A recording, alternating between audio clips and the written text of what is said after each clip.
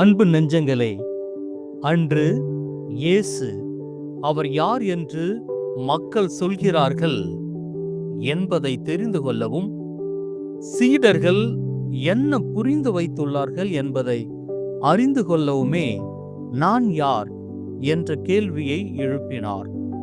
இன்று இயேசு நம் ஒவ்வொருவரையும் பார்த்து கேட்கிறார், நீங்கள் யார் என்று. இந்த கேள்விக்கு அவருக்கு பதில் தெரியும். ஆனாலும் நாம் என்ன பதில் சொல்வோம் என்று ஆர்வமோடு கேட்கிறார்.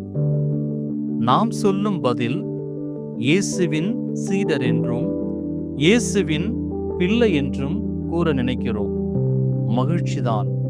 ஆனால் இயேசு நம்மிடம் எதிர்பார்ப்பது அவராகவே வாழ வேண்டும் என்று. மறு கிறிஸ்துவாக வாழ்வோமா? ஆமென்.